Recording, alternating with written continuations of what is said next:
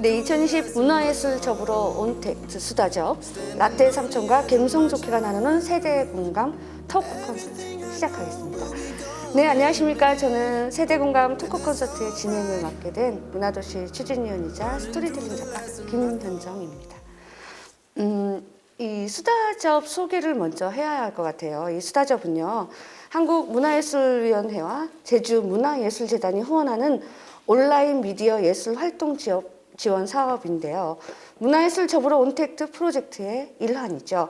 이 문화예술 접으로 온택트 프로젝트는 제주에서 문화기획자로 제주시 문화도시 추진위원회에서 활동하고 계신 홍선영 추진위원님이 관객 개발을 위한 기획자 아카이빙 사업으로 응모하셨고요.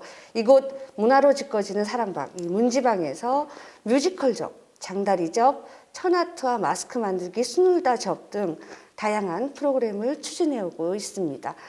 네, 이 수다접 소개와 함께 이 제목을 보니까 이 라떼 삼촌과 감성 좋게가 나누는 세대 공감 토크 콘서트.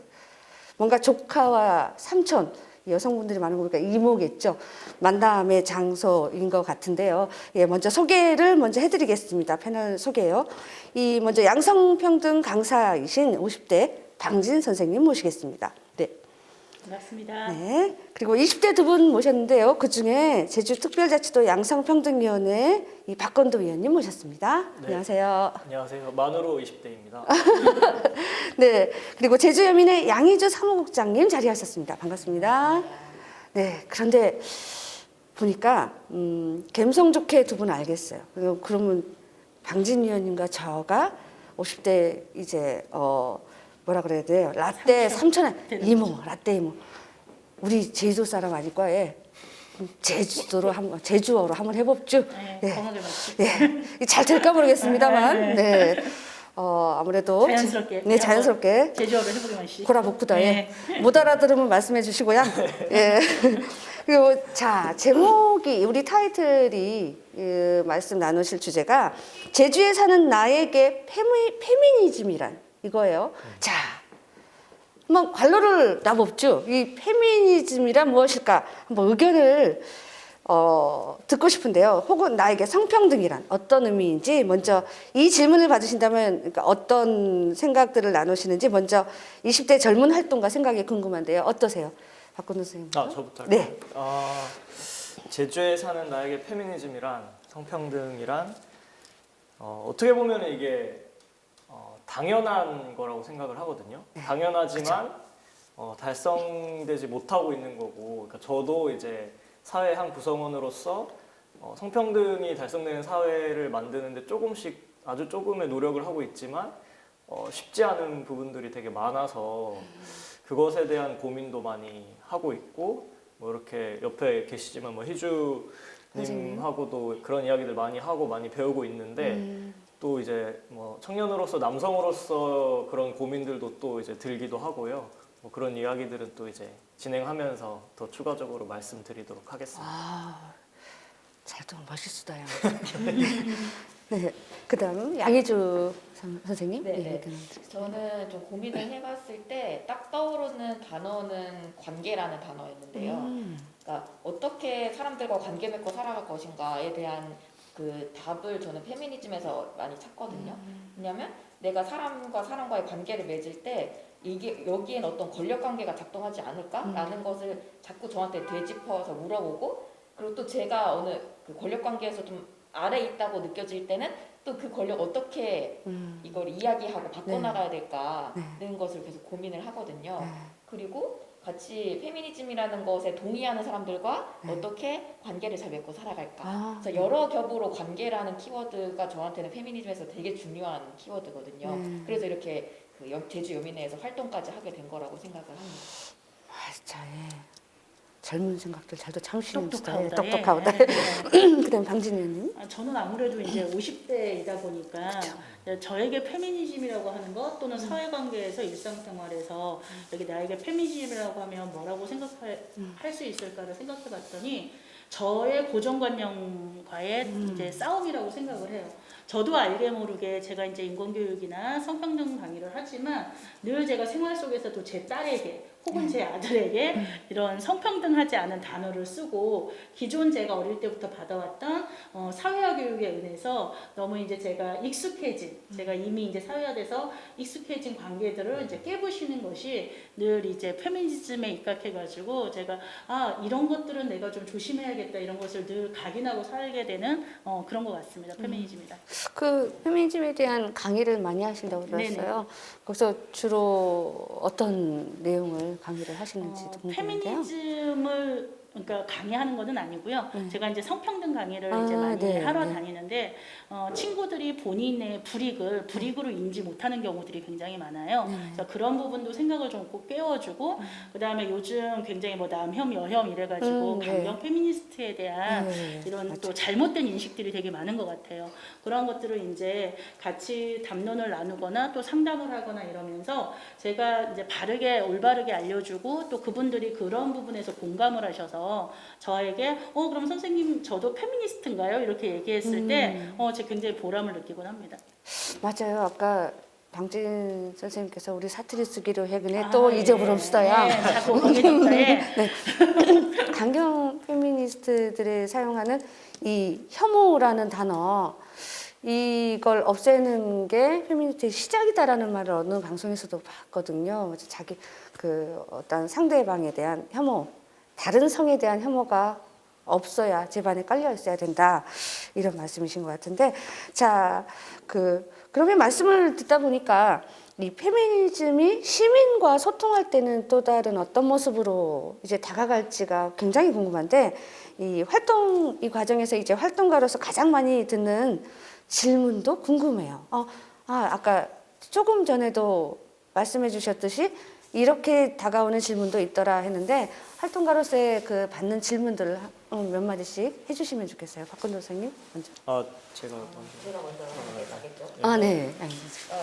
그 시민들과 어떻게 연결하고 있는지 좀 네네. 고민해봤을 때 이제 강진 선생님처럼 네. 그 현장에 뭐 고등학교 3학년 수능 후 네. 고등학생들이나 아니면 주민자치위원, 아니면 주니어 회원분들 이런 분들이랑 또 최대한 많이 만나고 그러니까 성평등이 무엇인지에 대해서 이야기를 많이 드리는 것은 이런 성평등 강사, 양성평등 이제 교육진흥원에서 또 이런 성평등 강사들을 많이 많이 활동을 하시는데 그런 강의로서 만나는 것도 있고요.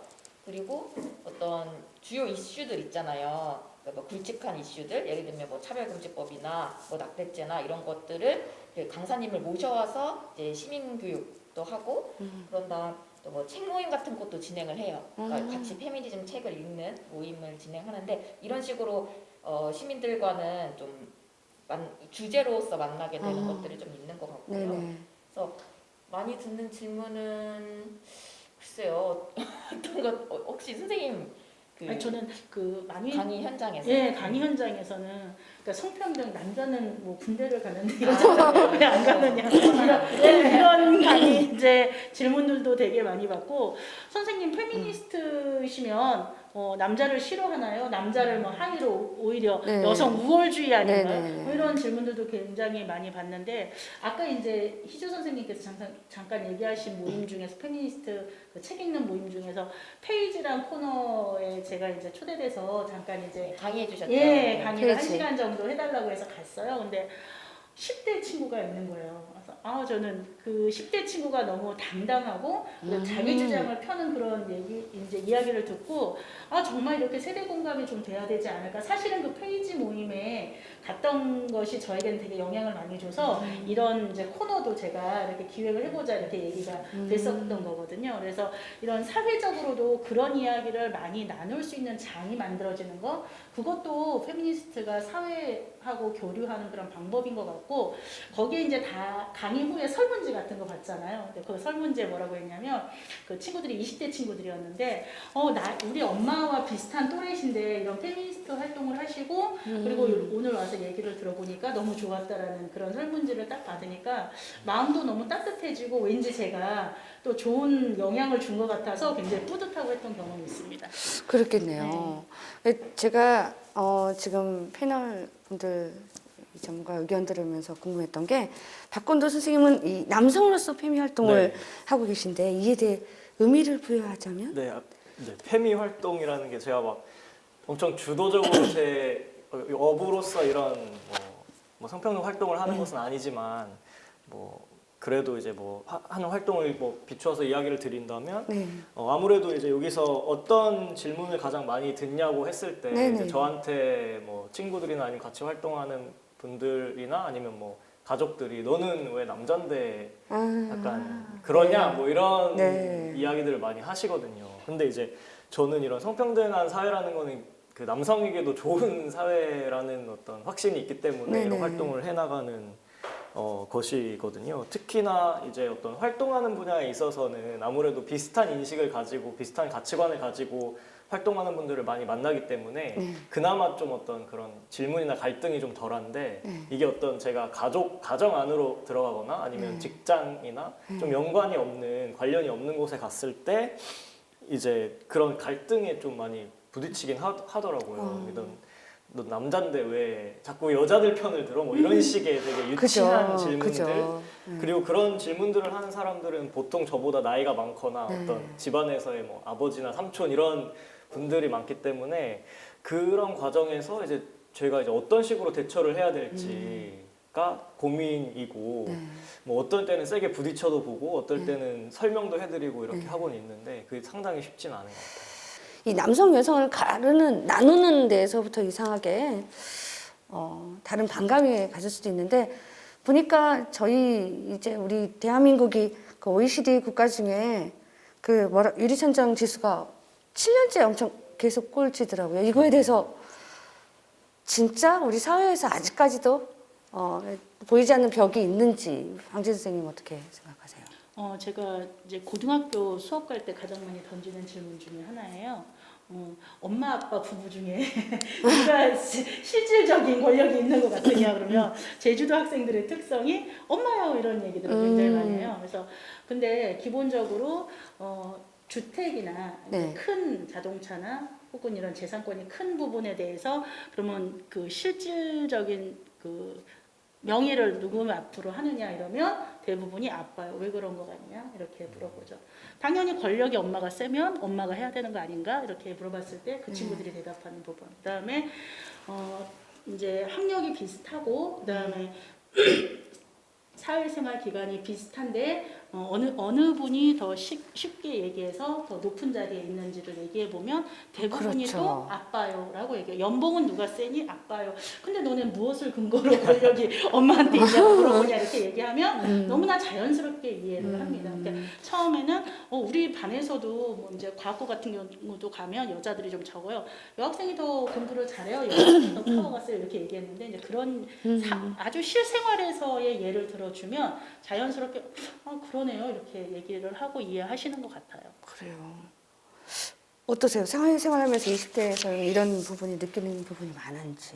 꼭뭐 보이지 않는 세대로 장벽이? 생각하지 않더라도 저는 그런 딱 지표를 보여주는 게 정치라고 생각하거든요. 그러니까 정치 영역에 네. 얼마나 여성들이 지금 드러나고 있는가. 그러니까 제주도는 뭐 강인한 제주 여성 이런 얘기 많이 하잖아요. 그러니까 말씀하신 것처럼 뭐 엄마가 뭐 집에서 권력이 세요 뭐 이렇게 얘기하긴 하는데 실질적으로 공적 영역에서는 왜 여성들이 보이지 않는가를 고민을 해야 된다고 생각해요. 지금까지 도지사, 국회의원 여성 한 번도 없었죠. 제주도만 봐도. 그렇죠. 2018년도에는 지방자치단체장 중에 여성 한 명도 없어요. 그러니까 도지사급은 다 여자가 없는 거예요. 2018년도 지방선거 때. 그런 것도 있고 지금 도의원도 여성 도의원이 한 7분 정도밖에 안 계시고 이번에 그 선출직으로 당선되신 분이 한 3분인가 정도밖에 안 돼요. 그러니까 나머지는 다 이제 비례로 채워지는 거죠. 그러니까 이런 것들이 전 문제라고 생각을 하거든요. 아니 그렇게 그 권력이 있다고 얘기하는데 그럼 왜 공적 영역에서 왜 도대체 안 보이는가 이런 것들을 좀 같이 고민을 하고 또 많은 여성들이 좀 나서야 되고 그리고 그 나서는 여성들을 응원해주는 또 여성들이 있어야 된다고 생각해요. 그러니까 제주도에서 그 남자 페미니스트라고 이렇게 직접 공적으로 얘기하시고 드러나게 활동하시는 분을 보기가 되게 어려워요. 맞아요. 사실은. 그래서 저는 되게 용기 있다고 생각을 하는데 본인이 그거를 공적으로 얘기하게 된 어떤 계기가 있지 않았을까? 그런 걸 좀 알고 싶어요. 어우, 좋네요. 예. 그러니까 저는 뭐 저를 지칭해서 페미니스트라고 지칭해 본 적은 아직 없고 여기서 이렇게 그렇게 불러 주셔가지고 좀 감사하다고 해야 되나? 좀 이래도 되나 싶긴 한데, 그러니까 저는 그렇다기보다는 저 어디서 들은 이야기가 있는데 이제 페미니즘 아니면 페미니스트의 반대말이 뭐냐고 했을 때 뭐지 이렇게 고민을 하다가 그분이 이제 답을 해주신 게 성차별주의자다, 그죠. 차별주의자다 네, 네. 그렇게 말씀을 하시더라고요. 그래서 그러니까 저는 뭐 차별주의자는 되고 싶지 않고 네. 되지 않기로 노력을 하기로 했으니까 그러면 나는 페미니스트가 되는 건가? 뭐 그런 의미에서라면 페미니스트가 맞을 것 같은데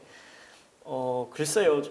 사실 저도 이런 활동을 하고 이렇게 하는 게 그 제주 지역 사회에서 저도 이제 제주 토박이기도 하고 네. 뭐 가족들이나 뭐 이렇게 가족뿐만 아니라 친척들까지 다 이렇게 대규모로 제주에 살고 있는데 그리고 이제 학교도 남중남고를 나왔어요. 그렇다 보면은 그 안에서의 그 어떤 충돌이나 아까 말씀드렸던 것처럼 그런 게 엄청 크고 그러니까 저에 대한 어떤 약간 쟤 왜 저래? 약간 이런 인식들도 분명히 많이 있었거든요. 지금은 뭐 몇 년 이렇게 지나가면서 그런 것들을 좀 받아들여 주시는 부분들도 있지만 그렇게 해서 상당히 힘들기는 한데 그래도 뭐 같이 이제 또래 청년들 중에서 이런 인식을 갖고 같이 활동하는 청년들이 또 있어요. 그러니까 저만 있는 건 아니라서 뭐 이렇게 희주님도 있고 뭐 다른 남성 청년들도 있기 때문에 그런 분들하고 같이 좀 어떻게 해나갈까 고민을 하고 또 실천을 해 나가면서 그렇게 좀 지내다 보니까 그런 영향력들이 좀 이렇게 가족이나 뭐 직장 이런 데로 조금씩은 확대되고 있는 것 같아요. 네. 혹시 지금 아니, 괜한 이게 수재님 신기잖아요. 근데 이게 공식적인 자리잖아요. 네. 근데 저 같은 경우도 이제 아들이 있어요. 23살의 아들이 있고 저의 영향이 굉장히 많이 바뀌었죠. 네. 그래서 어디 가면 항상 성평등하고 여성들에게 어쨌든 기회에 있어서 빠지지 않도록 그런 추임새나 또 이제 그런 행동들을 굉장히 함에도 불구하고 이제 페미니스트라고 공인을 해라라고 하는 부분에는 늘 거부감을 갖더라고요. 그래서 엄마 그러면 너무 속 시끄러워 저렇게 얘기해서 사실은 그 부분이 저는 그게 제 자녀들에게 되게 숙제거든요. 그래서 그런 부분이 조금 궁금한 맛이. 네. 저는 궁금한 게 이 희주 선생님이나 박건도 선생님이나 모두 제주 분으로 부모님 세대, 할머님 세대의 이 분위기를 전부 다 겪으셨을 거 아니에요. 그렇죠. 네. 지금도 같이 이렇게 살고 있고. 그죠? 그때는 이게 불평등이었구나라고 느끼는 사례도 있었을 것 같아요. 어머님, 아버님 요즘 어때요? 조금 재미난 에피소드 또는 재미난 에피소드. 소드가 그러니까 그냥 제 그 어린 시절을 좀 떠올려 보면은 저희는 딸 아들이에요. 그래서 제가 둘째인데 네네. 그 이제 할머니가 이제 남동생만 엄청 챙기는 거죠. 네. 지금도 생일 때 저희 생일 때는 맞아요. 아무런 뭐가 없으신데 그죠. 남동생한테는 직접 막 카드를 남동생한테만 네. 그리고 아빠는 남동생만 불러서 뭐 맛있는 걸 먹으러 간다던가. 이게 찐 사연이에요. 그죠? 네, 그런 것들이 사실 별거 아닌 것 같지만 이 알게 모르게 상처. 내재가 계속 네. 축적되는 거잖아요. 그죠, 그죠. 속에서. 네. 그러니까 지금은 그냥 웃으면서 이야기하지만 그 당시에는 되게 좀 그런 거죠. 내가 여자라서 네. 저렇게 대접을 못 받는구나 네, 네. 라는 게 딱 들어오는 거는 그런 집 안에서의 차별이고 그게 할머니도 그러시고 저희 아빠도 그러시고 그러니까 이렇게 내려오는 거예요. 어쨌든 네. 지금 바뀌어야 되는 건 이제 남동생이 어떻게 하느냐가 제일 중요하다고 맞아요. 제가 네. 옆에서 많이 지켜보면서도 이야기를 해줘야 될 것 같고 그리고 그냥 일상 속에서 딱 저는 항상 이야기하는 거는 밤거리 걸을 때예요. 맞다. 그러니까 그때만큼 어떤 큰 차이가 있는 게 없는 것 같거든요. 네, 그러니까 네. 밤길을 걸을 때 무서운가 안 무서운가. 그러니까 뭐가 무서운가. 그러니까 귀신이 무서운지 사람이 무서운지. 근데 저는 사람이 무섭거든요. 맞아요. 밤거리를 걸을 때. 네. 근데 뭐 남성분들은 귀신이 무섭겠죠 아마. 그러니까 네. 그런 차이들. 아니 그런 건 엄마 입장에서도 똑같아요. 그쵸. 맞아요. 딱 아들이 밤늦게 술 먹고 들어온다 그러면 그래 조심해서 탔다가 들어와 맞아요. 이렇게 얘기하지만 딸은 어디시냐, 데리러 가까, 택시 타면 위험하지 않으냐, 카톡을 꼭 사진을 찍어서 보내고 그렇죠. 굉장히 단도리를 많이 하게 되는 아주 일상적인 예, 그렇죠. 이런 차별에서 오는 이런 두려움 같은 게 있는 거죠. 그치. 저도 아들만 둘인데 예. 새벽에 와도 전 잘 잡니다. 그치. 딸내미는 12시만 넘어가도 왜 맞아요. 계속 불안해 그거는. 잠을 못 자요. 저희 엄마도 이제 페미니스트로 활동을 한 거의 30년 정도 해오셨거든요. 오. 찐이에요, 찐. 오. 근데도 그 얘기를 하시다니까요. 네. 그래서 남동생한테는 몇 시에 들어오는지 별로 상관 안 하고 저는 맞아요. 그래서 나왔어요. 같이 맞아요. 살기 싫어. 아, 그러시구나. 맞아. 이게 페미니스트라는 게 이게 성평등이라는 게 남녀가 똑같은 기준에서 평등하다의 문제보다 신체적인 이런 주권이나 이런 거를 다름을 인정하고 예, 뭐 힘이 센 여자분도 있으시겠지만 보편적으로 세고 건장한 분들이 남자분들이기 때문에 이러한 인식은 좀 차이는 인정하고 거기에 따른 이렇게 문제점을 개선해 나가는 걸로 앞으로 방향은 계속 그러니까 예. 실질적으로 뭐 얘기들을 많이 하죠. 뭐 남자도 애 맞는 사람이 있다. 뭐 남자도 맞아요. 성폭행 무서운 당한 사람이 있다. 하지만 아까 얘기하신 것처럼 정치적으로 얘기하려고 하고 그, 법제도가 바뀌려고 하면 수치로 얘기를 해야 되는데 네네. 그 부분에 있어서 90% 이상의 여자가 피해자라는 점은 결코 묵과할 수 없다라는 얘기죠. 그러니까 그쵸. 제도적인 면에서 그런 부분은 반드시 바뀌어야 된다라고 생각하고 맞아요. 있습니다. 네. 예. 저도 이제 그 가정에서의 경험, 최근에 하는 경험인데, 그러니까 네. 저도 뭐 여동생이 있어서 아. 뭐 아까 희준님 말씀하셨던 거에 대한 공감을 하고, 저도 남성으로서 되게 특혜를 본 것들이 많거든요. 근데 그런 거 뭐 차치하고서라도 요즘에 느낀 거는 최근에 이제 할아버지가 돌아가셨어요. 그러니까 아버지의 아버지의 아버지가 네. 돌아가셨는데, 그 돌아가시기 전에 이제 몇 개월 동안 어쨌든 이렇게 병원에서 이렇게 병간호도 하고 이렇게 해야 되잖아요. 네. 그러면은 저희가 이제 아버지가 있고 큰아버지, 작은아버지 있는데 그 며느리 되시는 저희 엄마와 그러니까. 큰엄마와 작은엄마가 이제 병원에서 이제 아. 자고 뭐 이렇게 네. 병간호를 계속 하는 거예요. 근데 반대로 생각했을 때 우리 엄마의 아버지가 아팠을 때 우리 아빠가 가서 그러느냐. 밤새서 맞아. 사위가 아. 가서 밤새 간호를 할까? 그러니까 그게 상당히 이상하잖아요. 그러니까 당연히 그게 돼야 되는 건데 그게 당연히 되지 않는다는 거는 상당히 지금 뭔가 문제가 있다. 그런 생각이 들었어요. 박건우 선생님 아직 미혼이시죠? 아직 예. 와, 누가 아내로 그러니까 오실 때 올지 저희 입장에서 보면 아까 이런 말씀하시는 게 당연하다라고 생각을 해야 되는데 당연한 거죠. 너무 대견한 거야. 저런 생각을 해주는 것 자체가 너무 대견하고 고맙고. 딸이 있으시면요. 네, 저 역시도 바로 데려가실 어느 한 집안의 건데요. 며느리이기 때문에. 근데 이게 문제는 그러니까 네. 저도 노력은 하지만 저도 이 사회에 속해 있는 남성으로서 이게 뭔가 DNA에 박혀 있는 것처럼 개선되지 않는 그렇죠. 그러니까 습관적으로 뭔가 툭툭 튀어나오는 생각이나 말이나 이제 행동들이 있기 때문에 그런 건 또 너무 믿으시면 또 안 돼요. 제가 처음에 말씀드렸잖아요. 저에게 페미니즘이란 무엇이냐 하면 저의 고정관념과의 네. 싸움이라고. 맞아요. 맞아요. 계속 아니, 생각하고 있는 거. 이 남성평등의 사상이 조금 자리 잡혀야 된다는 게 느끼는 것 또 하나가 요즘 저출산 하는데 이 저출산 문제도 이 여자들이 불이익을 당하는 이런 현실에 대한 약간의 반감 수치가 아닐까라는 생각도 하거든요. 굉장히 큰 거죠. 그죠? 네, 약간 아니고. 그거에 대해서 네. 뭐 법제적으로는 뭐 육아휴직을 뭐 준다고 딱 되어 있지만 몇몇 대기업 빼고는 아직도 눈치를 보게 하는 데가 있다고 들었어요. 사회적인 분위기가 그렇죠. 네. 그런 것도 앞으로의 문제점이 진짜 이런 인식이 개선되지 않으면 안 될 것 저희가 같다라는 생각도. 우스갯소리로 네. 얘기하겠습니다. 남자가 육아휴직을 받으면 승진하는데 가산점을 줘야 되지 않는가. 그럼- 그런 거를 좀 이렇게 도입을 하면 네. 오히려 아주 적극적으로 사용하지 않을까. 뭐 이렇게 하면 아무래도 맞아요. 여자인 입장에서 양육자로서의 부담이 덜어지니까 네. 출산에도 나라가 이렇게 어마어마한 막대한 예산을 들여도 효과가 지금 전혀 나타나고 있지 않았잖아요. 네, 그럼 그 저출산이란 용어 자체도 이제 생각을 해봐야 되는 거죠. 네.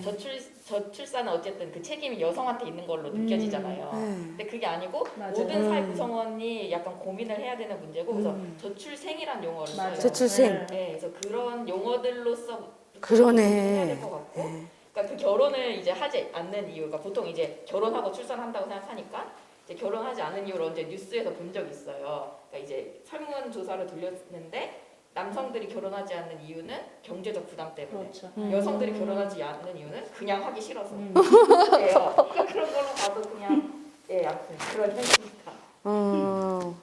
그러네요. 많은 생각을 하게 합니다. 이 요즘 20대는 그래도 우리 때보다 훨씬 더 성평등한 세상에 살고 있다고 생각을 해요. 제가 보기에도 그래요. 우리 때는 라떼 나왔네요. 라떼 뭐 우리 전형적인 라떼 뭐. 라떼죠. 그렇죠. 우리 때는 이러지 않으려고 했는데.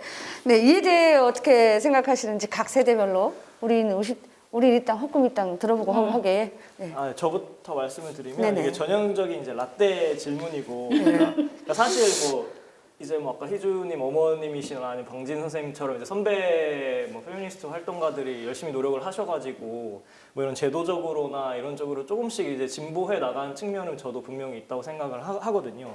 근데 이게 약간 세대를 분리해서 생각하기 좀 어려운 게 어쨌든 우리 세대는 윗세대랑 같이 살아가고 있거든요. 그렇죠. 그러니까 이게 분리돼서 딱 독립적으로 살아가는 게 아니기 때문에 저는 같이 살아가는 어떤 하나의 사회, 하나의 세상이 같이 진보해 나가는 거지 뭔가 이 세대에서는 이렇고 이 세대는 이렇고를 구분하는 것 자체가 좀 어렵지 않나라는 생각을 좀 해서 저는 그렇게 딱 막 훨씬 더 성평등해졌나? 이거는 잘 좀 모르겠어요. 네. 저도 좀 비슷한 생각인 게, 네. 그러니까 이 성차별을 이 구조, 그러니까 사회 구조는 절대 바뀌지 않았잖아요. 그러니까 느낌적 느낌으로 좀 더 나아진 것 같이 보이지만 사실 그건 보여지기에만 그러는 거고. 그러니까 예를 들면은 그 텔레그램 성착취 사건 같은 경우, 그러니까 얼굴을 바꿔서 시대에 따라서 그런 것들이 발생한다고 생각하거든요. 그래서 좀 우리가 좀 성차별이 좀 개선된 거 아닌가라고 이야기하는 것은 좀 저는 아직 멀었다고 생각을 맞습니다. 하고요. 물론 아까 말한 것처럼 여성도 선배들이 해온 것들이 분명히 있긴 하지만 지금 더 나아졌다고 보기는 어렵고 그렇기 때문에 제가 지금 20, 30대 그 여성들이 그 강남역 사건 이후로 이렇게 페미니즘에 아주 열광하게 된 것도 그런 이유라고 생각해요. 아직까지 성차별이 공고하게 자리 잡고 있기 때문이라고 생각하거든요. 50대 저 50대 삼촌 이모 고라버스 반대입니다. 나 때만 해도 라떼 나왔습니다. 회사 이제 막 들어가면 정말 그 회식 자리에 뭐 맞아. 끌려다니는 거는 너무 당연한 거고 오히려 회식 자리 가서 뭐 상사가 뭐 이사급 이상 되는 사람들이 브루스를 이렇게 권하고 하면 내가 맞춰서 쳐주지 않으면 마치 내가 사회생활을 못하는 사람처럼 혹은 조직에 잘 어울릴 수 없는 사람처럼 돼서 정말 그게 굉장히 고통스러웠는데 말할 수 없는 거 지금은 말할 수 있잖아요. 근데 그때는 말할 수가 없었어요. 왜냐면 다들 눈치 보여가지고. 그래서 술 따르는 것도 지금 생각하면 그런 일이 막 이러고 만약 내 때에게 그런 일이 있었다면 뭐 이럴 거지만 그때는 너무나 당연하게 뭐 이사급들이나 임원급들 옆에는 앉아서 회식 자리에서 이렇게 자연스럽게 술을 따르고. 근데 이제 이런 것들이 굉장히 불편했지만 목소리를 낼 수 없었죠. 목소리를 내기가 어려웠고 만약 목소리를 내면 마치 내가 사회 부적응자 같은 회사에 잘 적응하지 못하는 사람처럼 이렇게 취급당하니까 그런 거에 대해서 용기 이전에 내 스스로가 나 이러면 사회생활 적응을 못하는 건가? 자기 검열에 들어가게 되고 그러니까 이게 바라보는 관점, 해석하는 관점이 아예 그때하고 지금은 좀 다르다는 생각을 저는 조금 하고 있어요. 그러니까 저는 그게 이제 어떤 역사적으로 여성운동의 결과물이라고 생각을 하는데 그러니까 이게 지금도 사실 그런 일들이 벌어지고 있거든요. 네, 근데 이제 비교적 그런 것들을 좀 더 이제 쉽게 이야기할 수 있는 거는 그러니까 그만큼 그러니까 백이 있어야 말을 하잖아요. 그만큼 어떤 여성 운동 파워. 진영이라든지 아니면 전 사회적으로 조금 그런 이렇게 얘기를 해도 조금은 누군가는 들어줄 사람이 있겠다라는 믿음이 생겼기 때문이 아닌가? 그거는 또 이제 여성 운동의 결과라고 저는 생각을 하거든요. 좋게 말도 잘하시나요? 그리고 쉽게 지금도 뭐 어떤 자리에 가면 항상 저를 지목하세요.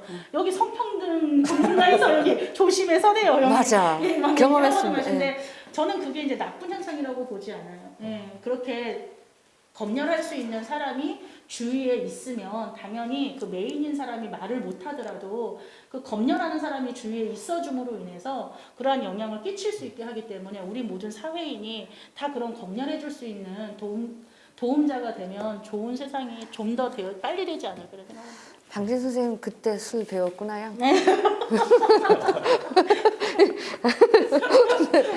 네, 좋은 말씀들 많이 나오는데요. 자, 또 우리 한번 생각해 봐야 되는 게 그 이주민, 성소수자, 이들의 인권도 생각해 봐야 되고, 이들을 배제하는 페미니즘을 어떻게 바라보시는지 이것도 한번 말씀 나누고 싶은데요.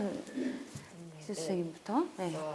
그러니까 지금 약간 한국에서 레디컬 페미니스트라고 일컫는 사람 이제 그 그룹들이 이런 성소수자나 이주민에 대한 차별을 좀 하고 있다고 생각을 하는데, 그러니까 그들이 왜 등장했는지는 좀 심적으로는 이해가 돼요. 이제 어쨌든 뭐 남성에 대해서 약간 어떻게 설명을 드려야 되지? 남성이. 그러니까 남성이 여성을 혐오한다는 것과 네. 여성이 남성을 혐오한다는 건 좀 다른 층의 이야기라고 생각하거든요. 그러니까 그런 상황에서 이제 레디컬 페미니스트들이 좀 생겨났는데, 그러니까 여기서 말잘라면 죄송한데 그 네. 레디컬 페미니스트는 뭔가요? 레디컬 레디컬. 네, 또 이제 보시는 시민분들이 이 시작은 예를 들면 메갈리아부터 시작해가지고 워마드까지 지금 와 미러링. 있는 상황인데, 그러니까 어떻게 보면은 여성들의 이익만 이야기해요. 네. 여자들만. 그렇죠. 딱 성별로도 아주 뭐 주민등록증의 생물학적인 여성을 기반으로 그런 아주 기계적 평등만 이야기하는 거거든요.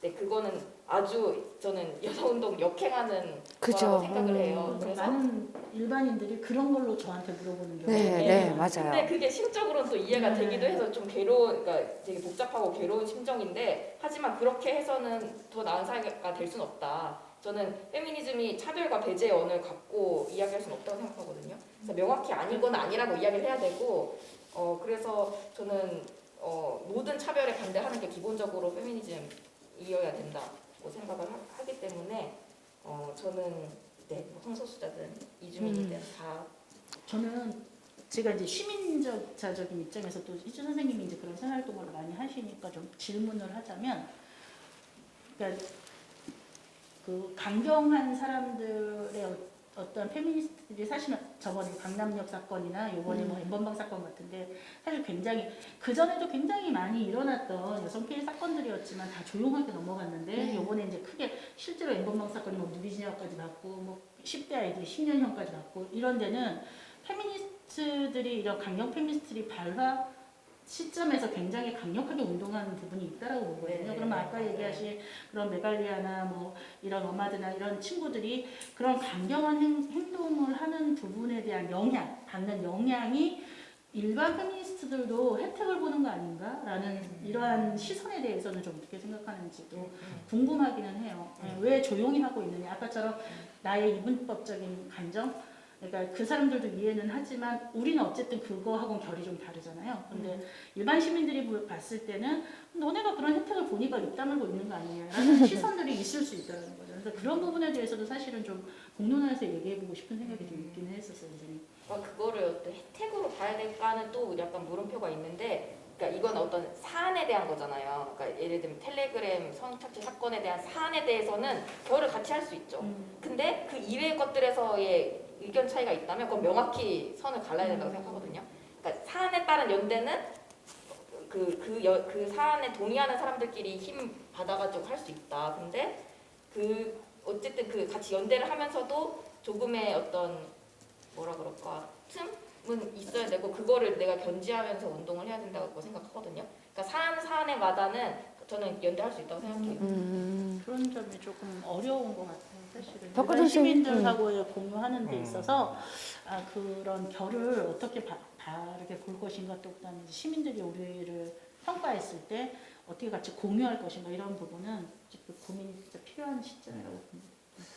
저는 저는 아까 희주님 말씀에 동의를 하고, 저도 아까 그 페미니스트의 반대말은 이제 차별주의자다라고 했기 때문에 그 어떤 차별을 하고 배제를 하는 그런 페미니즘에 대해서는 좀 저는 그거와는 좀 다른 방향성을 가지고 있는데, 저는 이런 뭐 사회 운동이나 이런 운동에 있어서는 이렇게 적대선을 어디다 긋는가가 되게 중요하다고 생각을 하거든요. 그러니까 적대선을 어디다 긋고 누구와 연대할 것인가가 되게 중요한데, 근데 지금은 저는 이제 약간 그 페미니즘 진영 안에서, 그러니까 페미니즘 뭐 레디컬이니 아니 하는 적대선이 지금 너무 도드라지게 보이는 것보다는 저는 사실 적대선은 차별주의자들과 페미니스트 사이에 그어져야 된다고 생각이 들거든요. 그러니까 저희가 레디컬 페미니즘에 대한 어떤 비판적이나 비난에 섞인 이야기들이 많이 나오는데, 저는 그것보다는 차별주의자들이 왜 차별을 하는지에 대해서 좀 더 이제 주목을 해야 되지 않을까? 그러니까 저는 항상 좀 그런 생각이 들더라고요. 저 그 레디컬에 대해서 뭐 동의하진 않지만,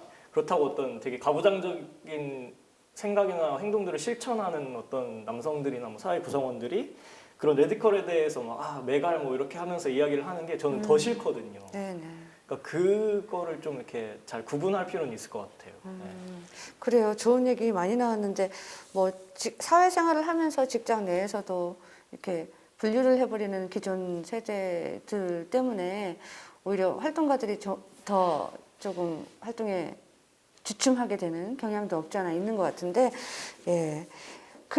이 활동가라는 말 나왔으니까 말인데, 활동하면서 가장 의미 있다고 생각되는 일들은 무엇인지 한번 20대 우리 좋게들 말씀 들어보게요. 네. 그러니까 결국에는 아까 제가 키워드로 얘기했던 관계로 다시 돌아갈 수밖에 없는데, 사람들과 관계 맺는 것, 그러니까 이 페미니즘에 동의하고 실천하는 사람들이 같이 있는 거가 저는 힘을 되게 받거든요. 관계 실천. 아주 간단한 예로는 저는 저도 술 자리 좋아해서 근데 이제 예를 들면 그 같이 다 페미니스트인 그룹의 술자리는 하나도 불편할 게 없는 거예요. 어떤 말을 해도 이 사람 무슨 말을 해도 이제 좀 약간 딱 서로 같이 전제하는 것들이 있기 때문에 이제 뭐 얘가 이상한 얘기 하지 않을까? 이런 고민 안 하고 아주 편하게 마실 수 있는 자리거든요. 그래서 이제 물론 활동 바쁘고 이럴 때는 너무 힘들지만 그런 자리들에서 이제 뭐 힘든 것 아니면 예를 들면 텔레그램 같은 거 사건 생겼을 때 너무 화가 난다. 이런 것도 같이 이야기할 수 있고 이런 옆에서 힘 받을 때가 제일 좀 활동에 의미가 있다는 생각이 들고, 또 새로운 사람들과 관계를 맺게 되었을 때 예를 들면은 그 뭐 어떤 분은 너무 혼자 외로웠는데 연민에 있는지도 몰랐다가 이제 어떻게 하다 알게 됐고 그러면서 지금 너무 좋다 이런 이야기들도 하거든요. 그러니까 제주연민회가 활동을 더 열심히 해야 되는 이유가 그런 것도 있는 것 같아요. 그러니까 이 여성 운동을 하는 그룹이 제주도에도 있다. 그리고 33년이나 해왔다. 그렇죠. 그거를 계속 알려내고 그러면서 좀 더 관계를 두텁게 하고 또 우리의 목소리도 또 더 모아서 뭐 법이나 제도의 개선도 더 많이 해야 되고 이런 생각입니다. 그래요. 연민회 우리 20대 우리 좋게 나이 때도 연민회 있었지 않을까요? 맞아. 모르는 사람들도 많고 많아. 그 다음 거에 자 박건도 선생님은 어떤 생각을 가지고 계신지? 활동하면서 가장 의미 있었다고 생각하는 것은 그러니까 뭐 말씀하신 대로 그런 비슷한 가치관을 가진 사람들, 그리고 만나면 불편하지 않은 사람들. 그러니까 저도 이제 중고등학교 동창들 만날 기회가 있어서 최근에 또 결혼하는 친구들이 많아가지고 한동안 안 보다가 만나서 이야기를 해보면 뭐 이렇게 남자는 뭐 여자는 뭐 이런 얘기 막 하면 되게 불편하거든요. 근데 이런 친구들이나 동료들하고 있으면은 좀 그런 불편함을 안 느끼니까 좋고, 또 이런 활동을 해나가면서 그런 뭔가 같은 편이라고 하면 그렇지만 뭐 이렇게 동료들이 확장돼 가고 또 그 힘을 받아가지고 어쨌든 뭐 이런 자리에서 이야기를 할 수 있거나 아니면은 집에 가서도 좀 이야기를 하면서 특히 이제 가장 가깝게는 이제 저희 아버지를 바꿔내는 것이 좀 저희 미션이어가지고 어머니와 가족이 제일 어렵죠. 네, 바꿔주셨어요? 어머니와 동생과 이제 협업을 해가지고 아버지를 조금씩 바꿔 나가고 있다고 생각을 하거든요. 되게 예를 좀 들어 구체적인? 예를 들어 뭐가 있을까요? 아직도 많이 안 바뀌시긴 했는데 뭐 정말로 뭐 부엌에 진짜 들어가시지 않는 그런 가부장적인 문화에서 살고 계셨고, 또 개띠신데 한 단계 더 위 개띠신데 하여튼 이제는 뭐 이제 음식을 할 때 조금 돕는다거나 뭐 이렇게 서빙을 같이 해주신다거나 뭐 설거지를 한다거나 이런 것들이 조금씩 나아지는 게 이제 또 눈에 보이고, 또 어떤 그런 이제 예전에는 아버지로서 어떤 가장으로서 이렇게 명령하듯이 이야기를 하셨다면 네. 지금은 좀 이제 가족 구성원들한테 부탁을 하고 좀 어머니가 하는 일들이나 이런 것들이 당연한 것이 아니라는 인식을 좀 하시게 되었더라고요. 바뀌셨는데요? 네. 네. 그래서 그런 부분에서 좀 되게 뿌듯하다. 그러니까 저도 이야기할 때 아니 아들이 나가서 이런 활동하는데 좀 창피하게 그러지 좀 마세요. 뭐 이렇게 얘기할 수도 있고 그러면서 좀 가까이 있는 분들을 조금씩 변화시키는 데 있어서 의미가 좀 있는 것 같아요. 그래요. 가장 중요한 말씀하신 것 같아요. 가까이 있는 사람을 변화하게 하고 이게 점차 늘어나면 조금 더 살기 좋은 네. 성평등한 사회가 되지 않을까 하는데 우리 삼촌 이모 보라줬어. 네. 아무래도 이제 교육 현장에 많이 쓰고 이제 학생들과 많이 만나다 보니까 이제 조금 전에도 얘기했었는데 실제로 이렇게 어떤 그 영향으로 보람을 느끼는 거 뭐 이런 것들은 아이들이 저랑 소통했을 때 이제 바뀌는 부분들 선생님 그러니까 너무 단순한 말인데 저도 이제부터 페미니스트 돼야 되겠어요. 뭐 앞에서 그런 거 당당하게 얘기해야겠어요. 용기 내서 얘기할게요. 뭐 이런 얘기를 들었을 때는 내가 그래도 좋은 선한 영향력 이런 말 많이 하잖아요. 내가 좋은 영향력을 끼치고 있구나 이런 생각을 해서 보람도 느끼고 그렇게 현장에서 합니다. 와, 제가 이 토론회에서 나 때는 말이야 이 말이 여러 번 나올 줄 알았는데 뭐 그래도 서로 아까 양기도 선생님께서 관계라는 말씀하셨는데 이미 이제 어떻게 사회가 변화해야 될까를 아는 관계로 만났기 때문에 오히려 이 나 때는 말이야 이 말이 한 번 나왔나요? 네. 네, 이렇게 되는 것 같은데요. 자, 끝으로 이제 갈무리 인사를 한 분씩 하시면서 마무리를 해보도록 하겠습니다. 우리 네. 좋게부터. 네, 좋게입니다. 네. 우선은 이런 성평등이란 주제로 또 이렇게 초대해 주셔가지고 이렇게 많은 활동은 하지 못했었는데 또 이렇게 초대해 주셔서 감사했고 또 이런 이야기를 나누면서 또 그런 부분에 대한 생각들을 정리할 수 있었고 또 돌아가서도 좀 더 열심히 뭐 활동에서나 아니면은 뭐 가정이나 직장, 학교에서도 좀 더 그런 것들을 성평등에 대한 인식을 확대하기 위해서 좀 더 노력해봐야겠다 그런 생각을 해봤습니다. 양희철 선생님. 네. 1시간이라는 게 좀 짧은 시간인 것 같기도 하지만 그래도 되게 굵직굵직한 이야기들을 맞아요. 나눈 것 같아요. 그래서 지금의 이슈되는 것들을 좀 한 번씩 짚어보는 시간이었던 것 같아가지고 되게 의미 있었다고 생각을 하고요. 앞으로도 이런 자리를 많이 마련해 주시면 좋겠다. 그래요. 삼촌 저는 진짜 오늘 좀 영광이었어요. 젊은 제주어로 마지막은 제주어로 우리 미션 제주어로. 의도는 그랬었는데 이게 다 기지에. 같이 오히려 이제 저보다 더 나이 많은 삼촌들하고 얘기하다 보면 네. 이렇게 부녀회장님이나 또 이제 동네 해녀 어머니들이나 가면 막 사투리 써줘요. 근데 이제 젊은 친구들하고 얘기하다 보니까 저도 이게 사투리가 더 잘 안 되는 그런 게 좀 있는데 20대들하고 만나서 이런 자리를 이제 사담으로는 얘기할 때 보통 20대들이 저희 앞에서도 그 역시도 잘 얘기 안 하게 되는 경우가 있어요. 왜냐면 이제 제가 활동한 연력이 좀 있고 이러다 보니까 현장에서 일을 하고 하니까 그냥 듣기만 하고 얘기를 잘 안 했었는데 이런 공식적인 자리에서 우리 20대 활동가들하고 이렇게 만나서 제주에서 정말 이 페미니스트한 것을 공론화해서 얘기하는 자리 이런 것 자체가 너무 영광스럽고 정말 제주 사회가 많이 이렇게 발전하고 있지 않나 그리고 빠른 시간 내에 이렇게 영향력이 커지고 있지 않나 이런 생각이 들어서 자주 이런 자리를 어떻게든 마련해 볼 수 있는 이런 기회가 많아졌으면 좋겠습니다. 가까운 우리 좋게들 이서분하면 자주 이런 자리 가정에 만들어 보는 말해보게. 우리 제주어 미션 아유 어려웠습니다. 어려웠죠. 여러분은 어떠셨나요? 제주에서 페미니스트로 산다는 것. 여러분도 개인적으로 많이 생각해 보시고 만약 이 영상이 이제 만약 업로드 되면 댓글로도 많이 남겨주세요.